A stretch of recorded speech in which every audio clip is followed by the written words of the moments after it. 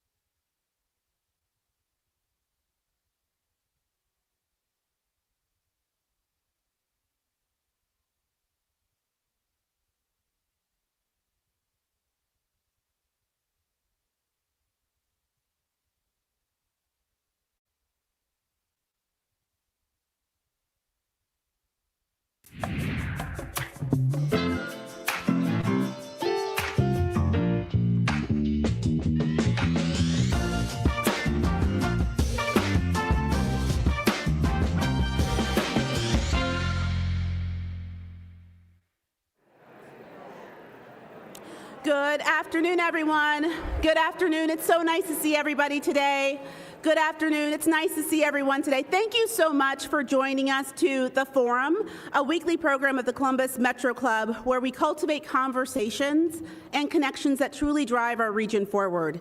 The Forum brings together visionary leaders, so CEOs, mayors, college presidents, UN ambassadors, artists, and change makers who, like you, care deeply about issues that matter, who want to exchange diverse perspectives, and forge connections that truly create a better region. For 50 years, 5-0, the CMC has been hosting forums just like this, and every single week we host a different conversation that we hope informs, inspires, and connects our region. But more importantly, what I think is wonderful about the Columbus Metropolitan Club is that's 50 years of civility, 50 years of people coming together to be able to hear what the issues are and to be able to ask questions thoughtfully. And I think that that's something very special in 2026. My name is Sophia Pfiffner. I'm the president and CEO of the Columbus Metro Club, and we are coming to you from the wonderful National Veterans and Memorial Museum right here in the heart of downtown Columbus. Not only is NVMM the home to CMC's weekly forums, like I said, every single week, it's also proof that democracy requires something from all of us. It requires us to show up. So thank you so much.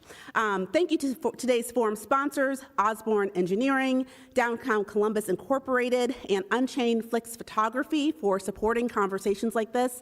Downtown Columbus Incorporated specifically earns a second thank you for providing free parking to all of you wonderful individuals who are joining us in person today. So thank you, DCI. We'd also like to thank the Center for Human Kindness at the Columbus Foundation for presenting our live stream for everyone who's tuning in to our live stream audience, and for our live stream partner, the Columbus Dispatch. We are so grateful to every single organization and individual who makes conversations like this possible. Let's give them all a round of applause. All right, so I'm going to be honest. I am very passionate about all things women's sports, gender equity, so I'm very geeked out about today's conversation, right? So welcome to today's forward-looking conversation, what women's pro soccer means for Columbus. That's right, you might have heard that Columbus is getting a National Women's Soccer League team. Hooray!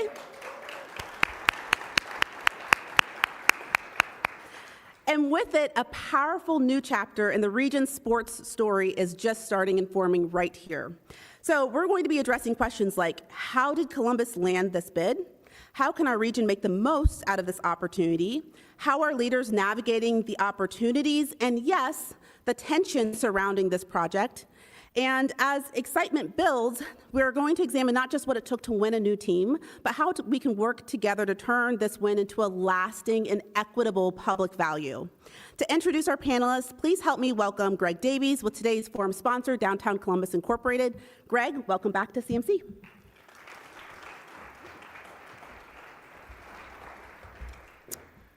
Thank you. Thank you to the Columbus Metropolitan Club for their partnership in organizing this forum, and welcome all to the National Veterans Memorial Museum. This iconic cultural anchor embodies the continued momentum of downtown Columbus and showcases how the cross-sector collaboration of public-private partnerships, alongside projects such as the Peninsula, Scioto Mile Fountain, and the soon-to-be Capitol Line, continue to create catalytic change both small and large. On the topic of Columbus's newly secured National Women's Soccer League team, this partnership was monumental. As we continue to evolve into a more connected, mixed-use urban core, a new professional sports franchise creates a uniquely powerful opportunity to further differentiate downtown by growing regional foot traffic, increasing support of local businesses, and attracting continued investment.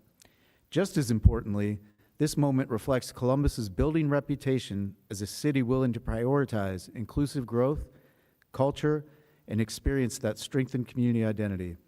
At Downtown Columbus, Inc., we believe in and share the vision of Columbus becoming the women's sports capital of the nation.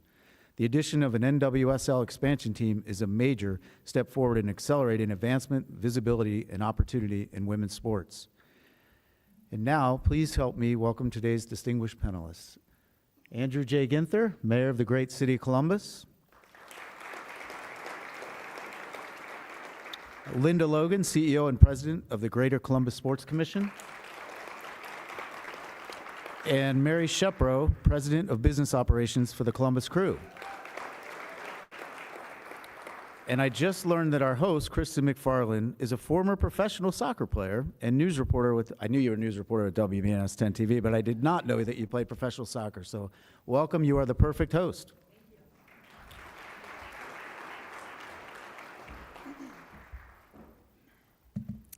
Move this up a little bit. All right, good afternoon, everyone. Thank you for being here for a conversation that matters not just for soccer, but the future of Columbus. My name is Kristen McFarland. I'm a former professional soccer player and 2018 Division I national champion with Florida State University. Born and raised in Columbus. I want to share with you what soccer has meant to my life. Ever since I was a little girl, stepping onto the soccer field has been more than just a game.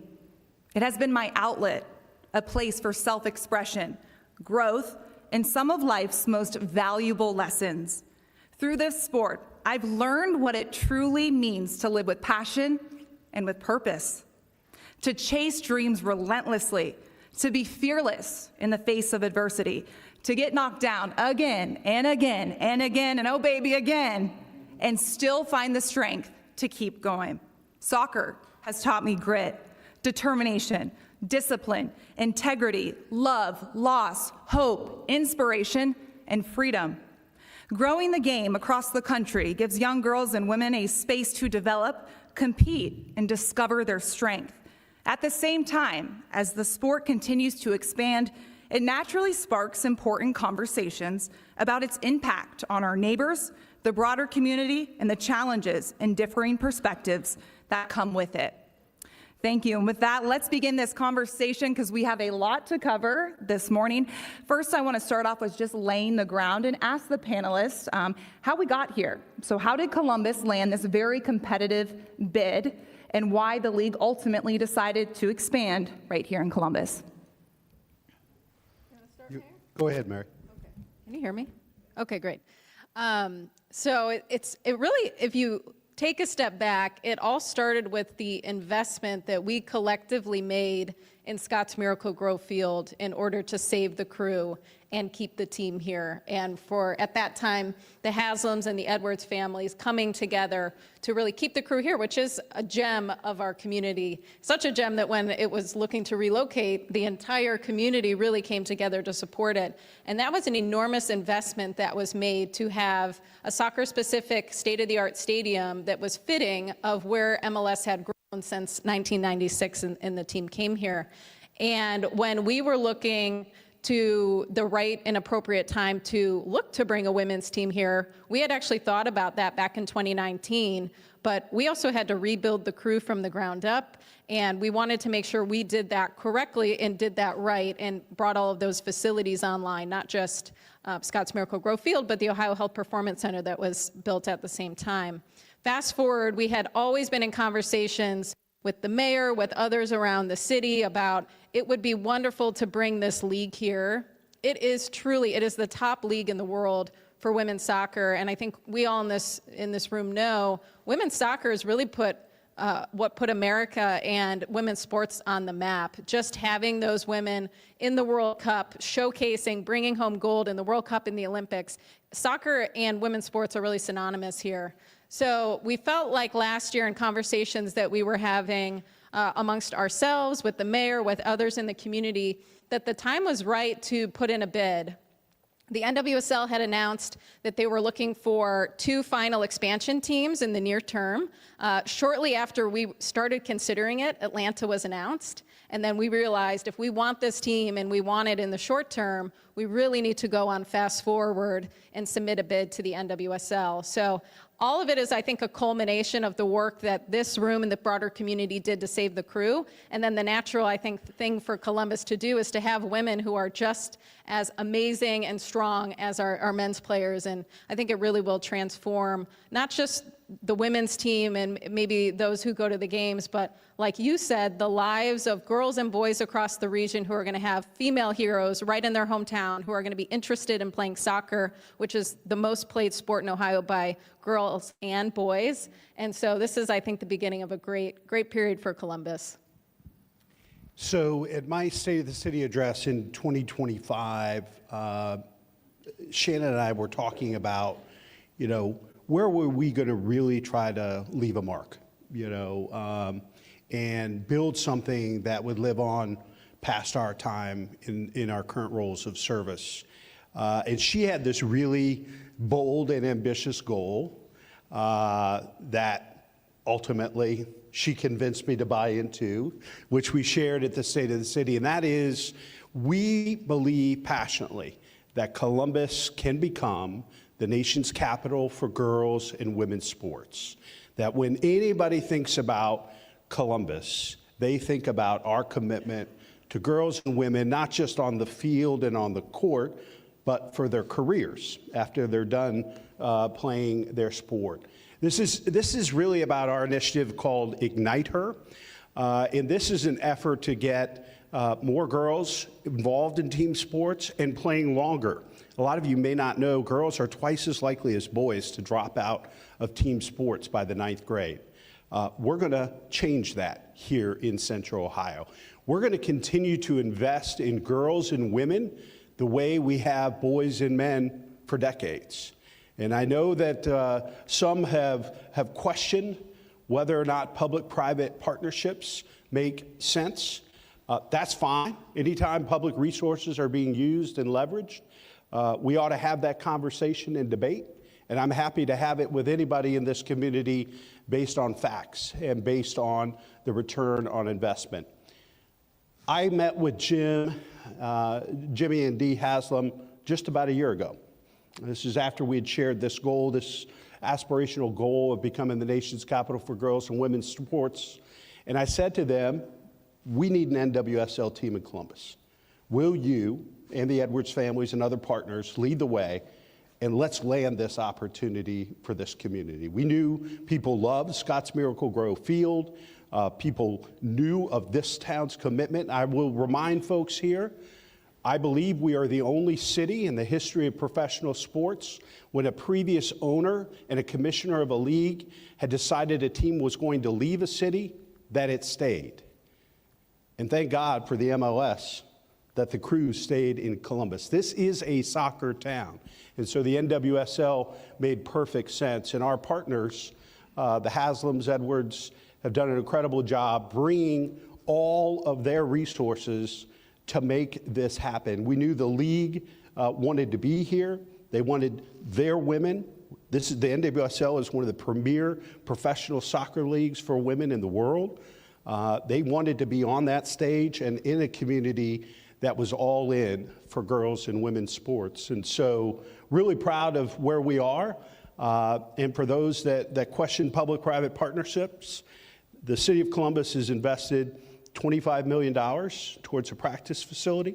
The private sector is investing over $300 million. And this is going to generate $118 million, based on very conservative estimates, in new tax revenue for the city, the county, and the state over the next 30 years. This is not a gift. This is an investment in our future, and it'll help provide an incredible stage for girls and women in this community for decades to come. I'm going to follow that up. You just talked about that economic impact. Can you tell us in simple terms, what does this mean for our neighbors? You know, from the top down, what will this look like for people in this community? I think it's going to mean a couple of different things. First of all, we're going to have new revenue to help support basic city services, for social services, for the arts, for all the things that matter in this community. More additional resources for affordable housing. So we think this is a great public-private partnership, great return on investment. Not only will there be a number of jobs created in the building of the new practice facility, but think about it. The crew is not going to oversee and operate the NWSL team. We're going to have, Mary's going to have a counterpart. There's going to be an entire, another group of staff that are going to be hired for this professional sports team. Incredible opportunity for girls and women to intern, to participate, and ultimately lead this professional sports organization, not to mention all the other partnerships and benefits that are going to come out of this because of the commitment from HSG and the Edwards families. There's going to be huge amounts of public access to the site at McCoy Park and also another park that we're identifying on the southwest side. Looking at other successful NWSL markets, so we have 17 other teams around the nation, what are you hoping to replicate and what are you hoping to learn from to make it even better here in Columbus? I just look around the country, and I'll give Kansas City as an example. They were the first NWSL city to create a brand new facility for women only, the training center and the stadium itself. And if you go to Kansas City, and I lived and worked there for 10 years and was recently there, and there's teal everywhere. The community is also a big Chiefs and Royals city, but they love their team. Okay. Switch it up. There we go. We got to be able to hear you. Okay. All right, there we go. Can you hear me now? I usually can speak pretty loud, but I will say I gave Kansas City as an example of a city to really look at and how the community has rallied around their team so much, and it's exciting to see. So that's just one example, again, of a city that has really embraced women's sports. Now, for people who may not follow soccer, why should they view this team as an investment in the city's future? You touched upon that a little bit, but for people who don't really know soccer, they don't follow it, maybe they don't care about it. Well, I didn't necessarily grow up a soccer fan. I was kind of your more traditional Midwestern kid, football, basketball, baseball. But I tell you what, ever since the Blue Jackets came to Columbus, I pay a heck of a lot more attention to hockey. Still learning all the rules, but until my daughter fell in love with volleyball, I didn't understand all the rules of volleyball either. I think, there's so many ways this community is going to benefit. Not only will we realize our aspirational vision of becoming the nation's capital for girls and women's sports, we're going to continue to raise our profile as a city and as a region being part of the NWSL. I think it's important to remind folks that the road to the LA Olympics come through Columbus. There are going to be Olympic matches, qualifiers that are played at Scotts Miracle Grove Field, the She Believes Cup, all the other great events that are going to be hosted, where there are going to be international audiences tuning in to Columbus. And I think it's an incredible opportunity. In addition to all the tax revenue, all the jobs that are being created, one of the other things that hasn't been mentioned, is the community benefits that are part of this public-private partnership. And the ownership group is going to be investing $12 million into early childhood education and to taking on food insecurity in this community, in addition to an investment in a new park on the southwest side. So even if you never step foot into Scotts Miracle-Gro Field, you're going to benefit from this public-private partnership. I think you're a great example of someone that saw the growth of soccer that inspired you. I know we had the Women's World Cup here, a couple decades ago, and the fact that we had one of the very first soccer-specific stadium here, just a generation of young girls and boys that grew up loving the sport, and I think that's going to continue. We see it with volleyball. I know that we have Andrea Mitchell here, the new owner of the Columbus Fury, and we see that sport of volleyball just...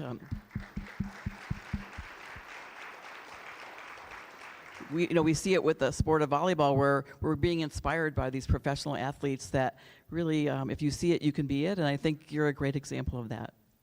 One thing I'll add too. Is mine dead? Oh no, we're good.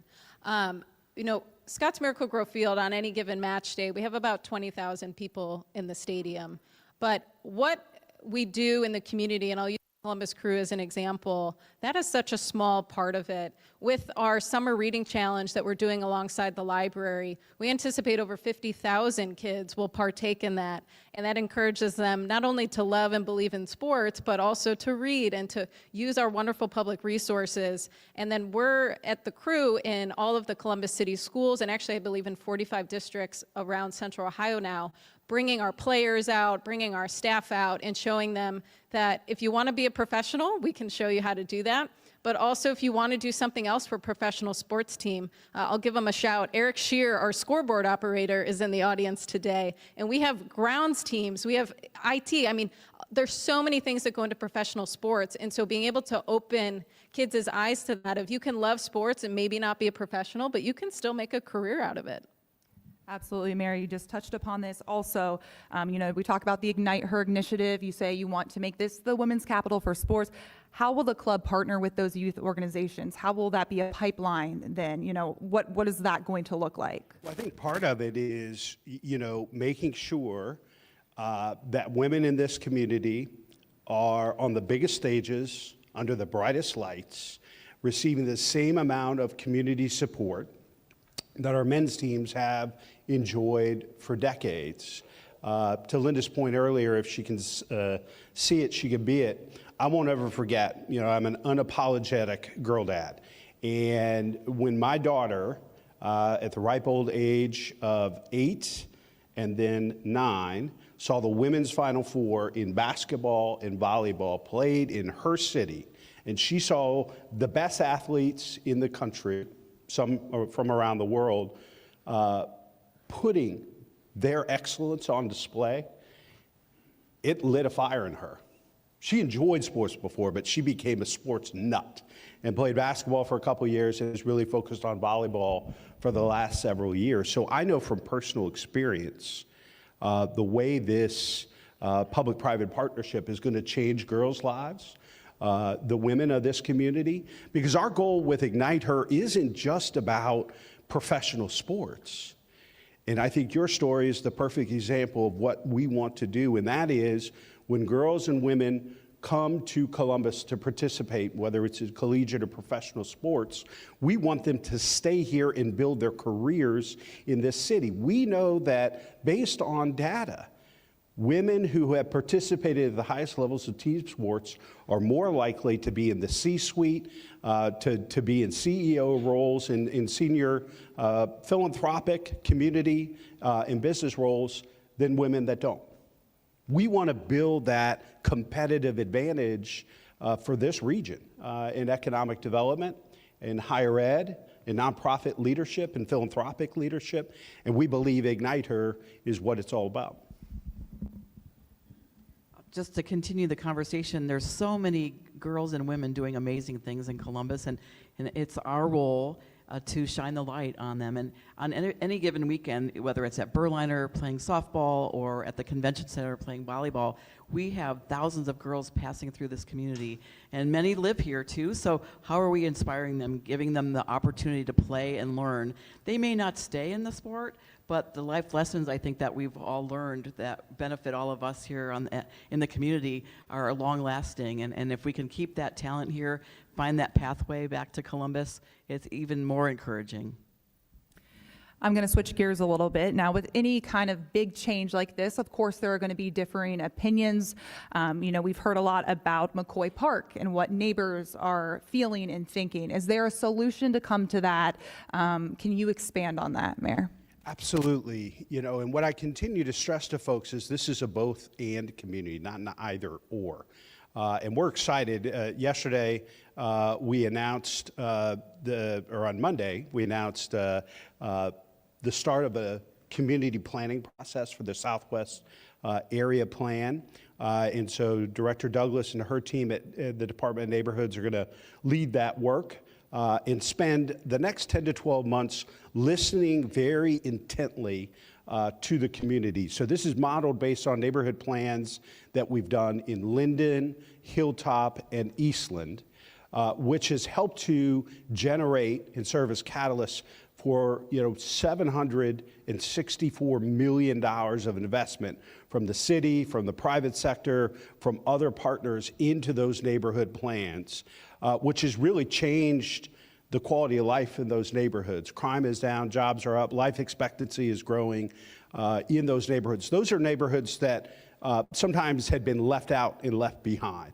One of my goals when I ran for mayor is to make sure that every family in every neighborhood is sharing in our success. And certainly the southwest part of Columbus has to be our top priority. We're not going to wait until that planning process is over to start investing. I mentioned about great public amenities that are going to be part of the new facility in space at McCoy, but also a new park that we are in the process of identifying with a working group, so representatives from the neighborhood that are working with us to identify those things. But the reason that Director Douglas and Dr. Mashika Roberts, our health commissioner, helped me announce this Southwest area plan on Monday with area commissioners is we're really going to take a holistic view. Life expectancy in that part of the city is one of the lowest in the entire state. And so this is about much more than parks. It's about much more than, soccer. This is really about how do we change the trajectory and improve the quality of life on the southwest side the way we have on the Hilltop, in Linden, and in Eastland. Okay. So minus wins and losses, what does success look like for this franchise 5 years from now? For the community, the team, the neighborhoods, the fans, kind of break down the vision for what is being built. This is a very timely question because we just had an internal working session yesterday to discuss this exact question. And I will say Tim Bezbachenko, who is our HSG's global president of soccer, flew all the way back from the United Kingdom to be here today. So he is in the room. And welcome back, Tim, because if you're unfamiliar, a hometown hero who really brought the crew the 2 MLS Cups in 2020 and 2023 after it was saved, and will be overseeing on the sporting side, which I know is more fun for most people, the building of this team from the ground up. And we did a fun exercise yesterday. We stick stickers on things that speak to you. And the thing we had the most alignment on, the most stickers, was win trophies. So that is our vision, one of the visions for the team, but a second strong one, and that also is our vision for the crew. The second strongest one was to shine a spotlight on our athletes in Columbus through the World Game, which we know that with the crew we are able to do. We see the recognition that the Columbus Crew has brought our region and our players. It's the most diverse sport in American professional sports, and that's also true with the women, a very international game. And when we think about not just what we do in soccer, but what the city and others are doing with sister cities, what our schools are grappling with as we have many more new Americans coming into the region, how are we all speaking the same language? And soccer really is that. So we hope to lift up the city, our women, and each other through this team. that with Ecuador being here this last month. It's been so exciting just to see that international attention. Yeah, I completely agree. We want to win, and we want to win a lot. We want this team to feel the love of this entire community, the way that we go all in for Ohio State football and for the Blue Jackets and for the Crew and our Clippers and our Fury. But I think ultimately what success looks like to me is folks that never go into this practice facility, who never go watch a match at Scotts Miracle-Gro Field, feel like this team and this public-private partnership has made a difference in their lives, has contributed to the overall value of this community. And I think to Mary and Linda's point, this city has changed quite a bit in the last 25 or 50 years. And think about the next 25. When you think about how this opportunity, when we do it and we do it well, opens up the next door. We're going to go get a WNBA team next. All right, Mary, I have a question for you. So we talk about the Crew being there, the men's team and the women's team. What challenges come with that? Are there pros? Are there cons? Do they go in tandem? What does that look like? So we're talking about them like they're siblings. And I keep saying not siblings that when they're teenagers, but when they're like 22 and they really like each other and they support each other and they're not stealing each other's stuff as much. But we are also thinking about this now as we prepare for 2028 and making sure that our facilities are equipped to have equitable treatment and access for them. So we're working through what a stadium renovation looks like to have a first team locker room for the women that is equivalent to the men's. We're building a second training facility on the southwest side, which I can't state enough how important this is to our team here in Columbus, but to raising women's sports up as a whole. And I think about this a lot. I don't know if people remember it, but a few years ago, it was spotlighted the difference in the women's sports training room versus the men's for a tournament. And one is glamorous and branded, and another was a pile of weights in a corner. And that has been really the truth of professional and not in women's sports. And facilities they're your home. It's the way we think of City Hall or the library or whatever it is. This is where the women come day in, day out, what allows us to attract top players, but also top talent in coaching. So this facility was key to not only winning the team in the bid with Columbus, but will be key to enabling us to win trophies, to bring the community into it so that they can see and prosper from it. So really excited about that. But there are definitely things we need to work through. Scheduling. Will the women play on Friday, the men play on Saturday and all that? But we're not the first city to do this. Orlando, Portland, there are other cities. And so Tim and I are speaking a lot with our counterparts around the league. We're learning a lot, and we'll make the adjustments needed, but these teams will be very friendly siblings. We didn't need to say it in our initial meeting with Jimmy and Dee, but we did. And Shannon and I were very clear. We are not interested in any public-private partnership that doesn't have facilities, fields for an NWSL team and for the players that is not as good as or better than what this community has provided for men. We needed to make sure that this public-private partnership reflected our values as a community, our commitment and focus around gender equity, and our commitment to making sure that we're continuing to lift up those in our community that in the past have been left out and left behind. And Jimmy and Dee from the very beginning and the Edwards have been absolutely committed to this. And so I am so excited to have the girls and women and the boys and men walk into this facility and the revamped Scotts Miracle-Gro Field and feel the power of that commitment and that partnership. Building a club from the bottom up is a new experience, right? A learning experience. Can you explain to people what that is like to start from scratch and to have all the pieces in place so people can be successful, for people who don't know what those decisions are like, or what those meetings are like, or how that really looks?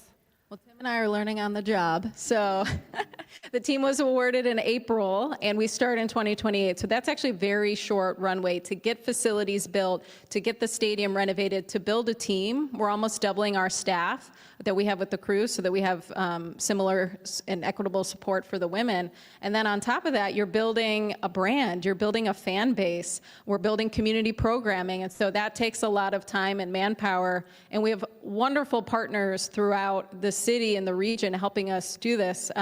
Marker Construction, Allison Marker's in the back. It's women-owned construction firm locally that we're working with to construct the training facility. Their expertise weighs in on helping us get ready from a facility standpoint. We're working with our colleagues across the league, like I said, to really learn what Denver did an incredible job launching their team. They had over 60,000 people at their season opener, which was the launch of the team this year.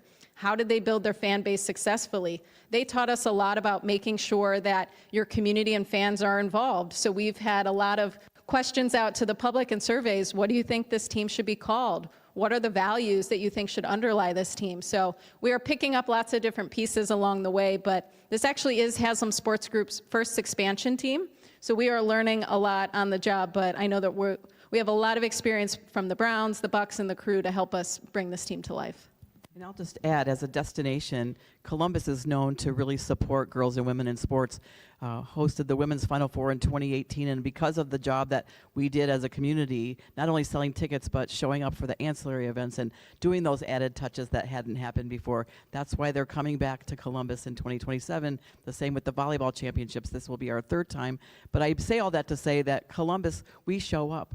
At the turnstiles, we show up for the ancillary events, and we're huge supporters of all the things that make something very special, and I know that will happen here too. One thing, this almost brought me to tears. I think it was like the day or two after we were awarded the team, I had to fly somewhere. So I went to the airport, and without anybody asking, they had put up new graphics all around the airport showing how you can fly to every NWSL market and celebrating the team. And I think it's that community buy-in and support that we didn't even ask for. And I took it and sent it to everybody I knew. But it was just, I think, indicative of how this community really is behind this. And for those who aren't, we'll continue to make sure that we communicate and get everybody all in.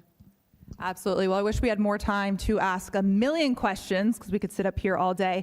It is CMC's longstanding tradition to take audience questions, so we'll get there in just a few minutes. If you do plan on asking a question, great time to go over there. There's Doug waving.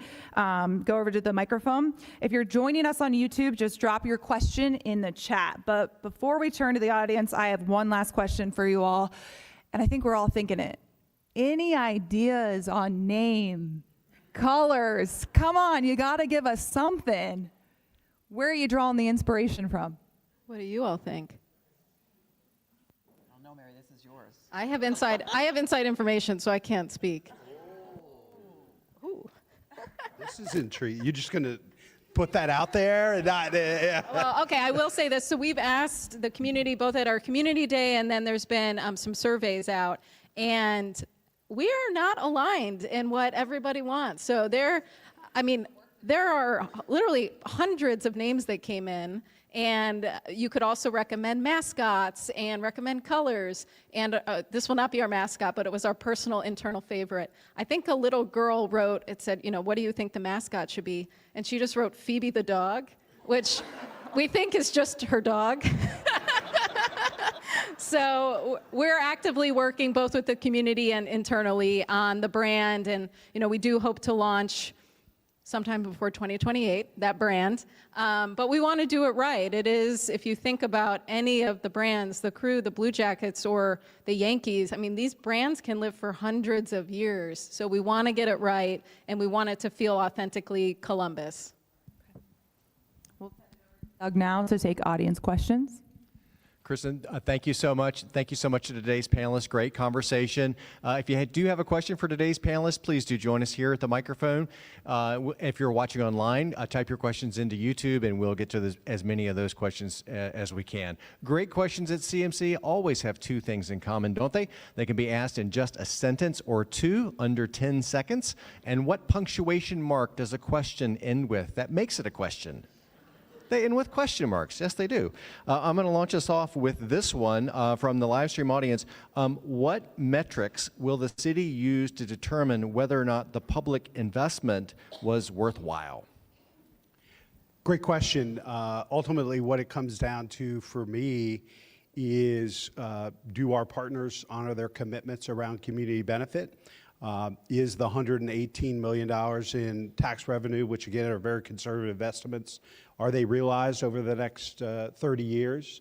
And whether or not we as a community see the impact we believe this team will have on this community, the way the Crew, the Blue Jackets, obviously Ohio State Athletics, and the Columbus Fury. I know we're here talking about soccer today, but I don't want anybody to get lost on the fact that the only professional women's sports team until the NWSL expansion in Ohio was the Columbus Fury, and Linda introduced Andrea Mitchell, the new team owner.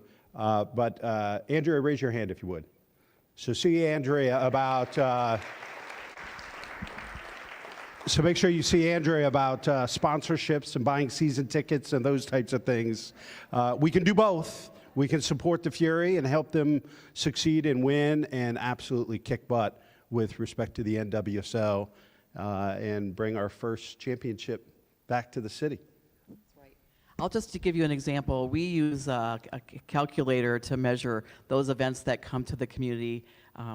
For example, the Women's Final Four will be bringing in $32 million worth of direct spend. So I would imagine using that same calculator, we'll have some ways to measure our new teams as well. So that's just one example.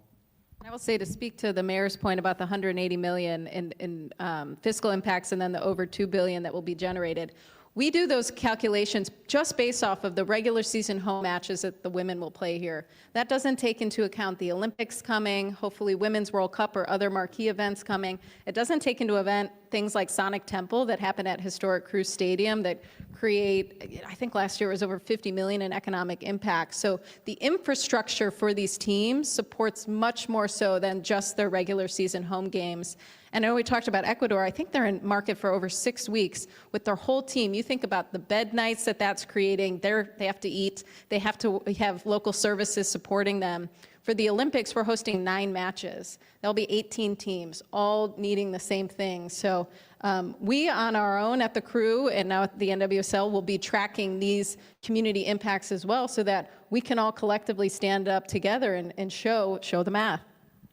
And one other thing, I think just that image building internationally, that we are a city that hosts these wonderful events and teams, and that goes a long way.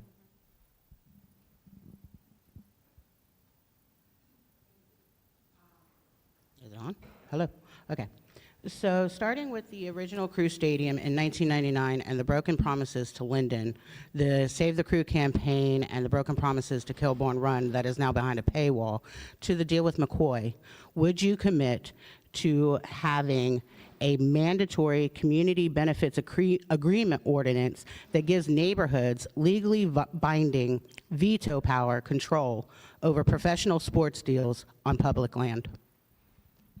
I'd be happy to have a conversation about that and learn more about what you're proposing. We believe that the last part of community benefits that were outlined in Saving the Crew is Kilbourne Run, and we were to open that several weeks ago, and I paused that because there wasn't enough community access and benefit.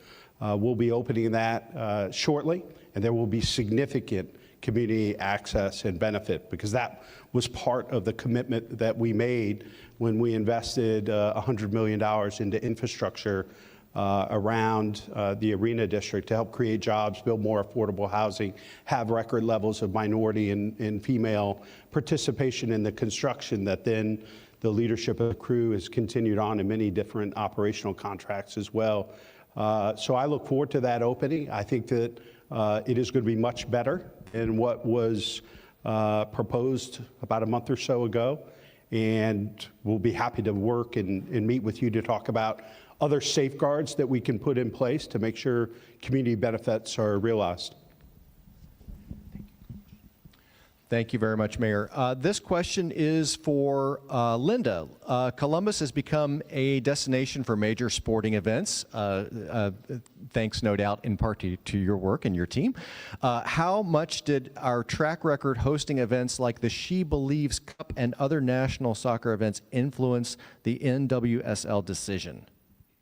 I would say all of that comes together when we're trying to put our best foot forward. So our long tradition of really recognizing girls and women in sports, it's not just something that we started a year ago, probably 20 years in the making, where we decided that that was one of our natural mantras for the community because we come by it naturally, whether it's our police chief that's a woman. There's so many women in leadership outside of sport that it really was a natural for us.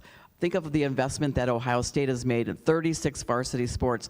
There's I think maybe Texas might be the only, and Stanford are the only colleges that recognize and have so many women's teams in the community. So we have amazing coaches, great athletes that come out of this community through the colleges and universities and who grew up here. So I think all of those things came into play. So I think we came by it honestly. We weren't just doing it because it was trendy. We see cities around the country now that are really leaning into women's sports, and that's a great thing because we all wanted to bust through that glass ceiling, and I think we just got an early start on that. So the more the merrier is kind of how I view that. And again, the great work of our team at the Sports Commission and the community partners that really do raise the bar and raise the flag each and every day that we bid on these things.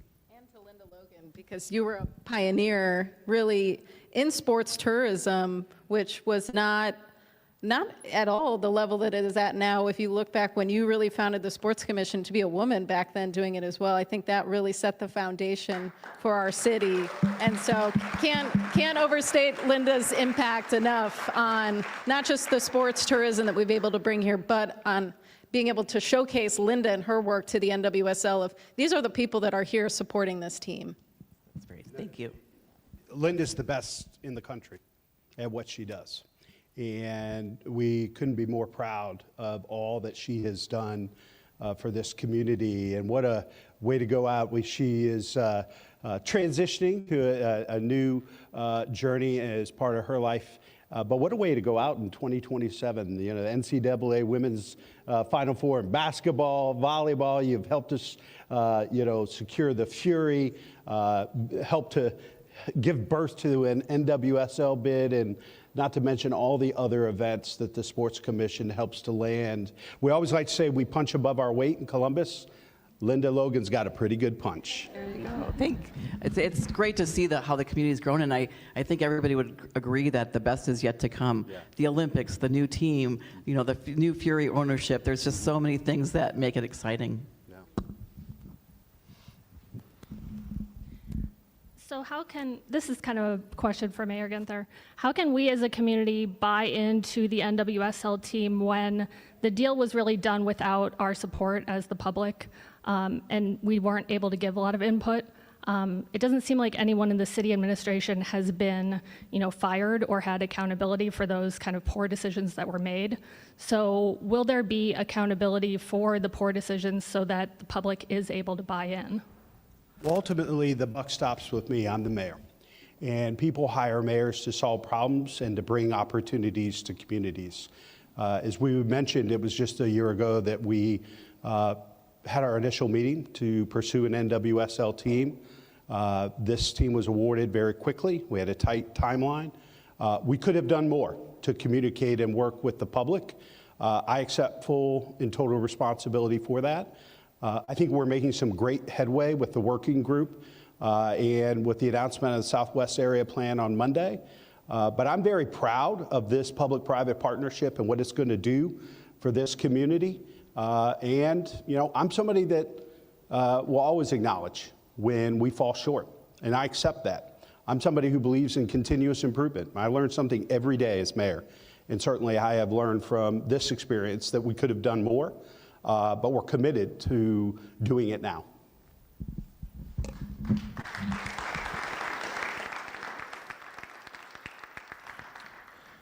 Thank you, Mayor. Kristen, this question is for you. What is it like to be a professional soccer player? Well, I got to play overseas. I played in the Netherlands for a year, and, really just use that platform to be able to travel, because once you get over there, it's a lot easier to get around. So I had the opportunity to play with some incredible players from all over the world, and it's really taught me a lot and changed my perspective and opened my mind. And, I used to ride my little bike, and I'd go to the grocery store and have a little basket, and people said I kind of looked Dutch. I was tall, I had the blonde hair then, but then I opened my mouth and started talking, and they're like, no, she's not from here. But an incredible experience to really just open my mind and get to enjoy another place of life, and they kind of took the pace of life a little slower. So it was nice to just kind of relax and get to really be present. All right, my question's around demographics in our facilities. So when we think about the last 25 years and all the sports facilities that have been built around the city, we love filling them up. And there used to be a time where we thought about, could we host an Ohio State basketball game and a Columbus Blue Jackets game at the same time and fill those arenas? And we do. So as we look at women's soccer, are we planning for full stadiums for the women's soccer or something different? Because we'd love to see it be full as well. Well, I don't want to speak for the rest of the room or the city of Columbus, but that stadium will be full. We will make sure that stadium is full. And we know that we have a market that shows up for soccer. When we host the U.S. women, there's a reason why U.S. soccer keeps coming back here. And not to throw shade on any other city, but we played She Believes here this year, I think on a Tuesday night, and Nashville hosted the women on a Sunday, and we outsold and outperformed Nashville. So I think that is really indicative of our fan base here, that women love that everyone loves and supports women's soccer here. So we fully expect to see that for our team. We're going to fill up the stands for the Fury, the Blue Jackets, the Crew, our new NWSL team, our Clippers. Again, we can do this, Columbus, and the best is yet to come. Oh, yeah, okay. He's going to hold it for me. Okay. So you guys had said earlier that the men's and women's teams are going to be like siblings, which I love. I guess my question is, if they're siblings, why do we need to take away green space on the southwest side for a facility? Why can't they train in the same world-class facility? I know that there are women's and men's teams all over the world that do, including Chelsea and Manchester. So can't we ensure equality and equity in training by putting them in the same facility to ensure that? It's a fair question. I'll let Mary speak to the facilities. I don't know much about soccer facilities. She knows a lot more about that. But I think it's important to say we're not losing green space on the south side. We're going to have public access and great public amenities at McCoy Park, and we're adding a new park on the southwest side. So we're going to be doing both and. This is not a binary, either or choice. We can do both, and that's what's going to happen in the future. But I think it's important to remind folks of that. And I do think it's important to talk about the training facilities, and this goes back to what I was saying earlier. Historically, women have just kind of been shoved into the side gym or train at this high school or do whatever it is. And you see that then percolate not just in the training and amenities for the women, but where are they asked to play their games, and can fans even get to those places easily? And so it really does impact the whole ecosystem. And the other thing I will say, and this is wonderful for us as a community, the Ohio Health Performance Center is book solid. We have academy kids of all ages there. We have several teams. It's not just the Columbus Crew. We have a second team, and then we have a whole host of kids who are training throughout the day, and they're going to school there. And so we actually had to build additional fields a few years ago to support that activity, and we're frankly out of space. And so depending on the acreage available for training facilities, there's worlds in which if you have enough acreage, you could have men and women on the same site. But we're very proud of the player pathway that we have with the Columbus Crew. We have several homegrown players that came up through our academy, including our captain, Sean Zawadsky. Taha Habrun came up through our academy. He's from Linden. We have so many stories of these kids growing into professional players and changing their lives. We want to build the same thing for the women. So we need a facility that can support that and can support the multiple fields and teams that go into really developing players and keeping this team in our city at the top of the top when it comes to soccer. And I think the only thing I would add is you can't become the nation's capital for girls and women's sports if you tell the most highly skilled professionals that you get in where you fit in. You know, we can be more bold and ambitious than that, especially if we want to be the nation's capital for girls and women's sports.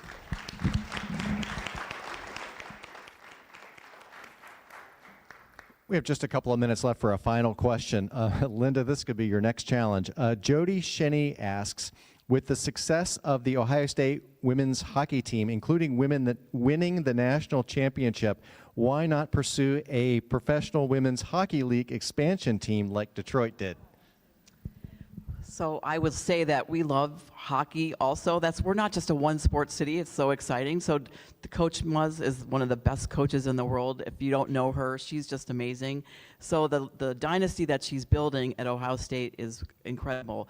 So we do hope to hold one of their games here next year. You heard it here first, but we're at least hoping to do one of their breakout games as well. So we'll start there by getting hopefully one of their games in Columbus with 2 teams from around the country, and then you never know. There's maybe room for 3. All right, thank you, everyone. Oh, Absolutely, and you know, I said WNBA, but we need a professional women's hockey team here. We're going to keep going and keep punching above our weight. Columbus was built for this moment, and this community is going to provide an incredible opportunity for the world to see the best women and girl athletes on the biggest stages here. So I can't wait. Well, thank you everyone here attending as well as on the live stream for all those incredible questions and conversation. And I'm going to send it back over to Sophia.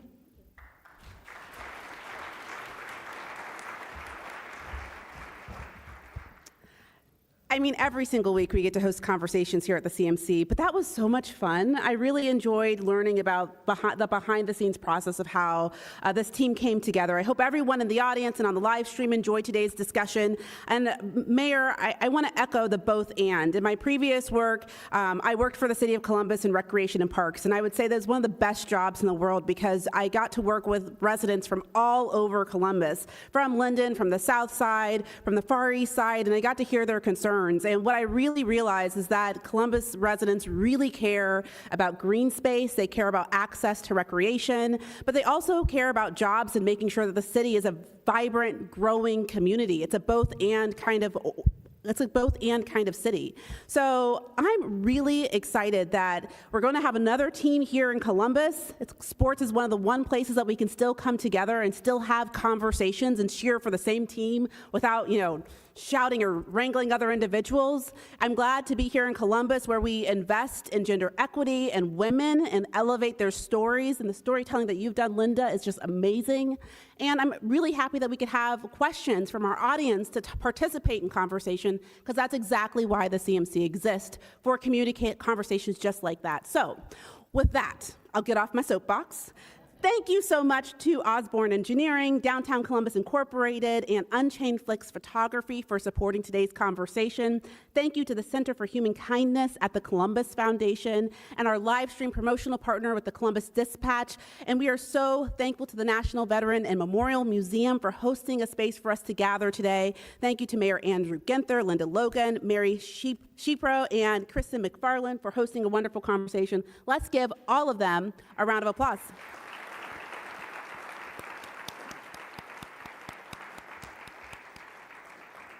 And I am like the biggest fan of the Columbus Metropolitan Library, and I'm so thankful to partner with them. If you are a fan of reading, as we know all of our kids are, since they're partnering also with the crew, the library has recommended The Fast Track by Jane McManus. If you want to continue reading about women's sports, feel free to check it out. And then last, we host conversations like this every single week, so I invite you to come back. Next week is almost sold out, so if you don't have your tickets, purchase them today.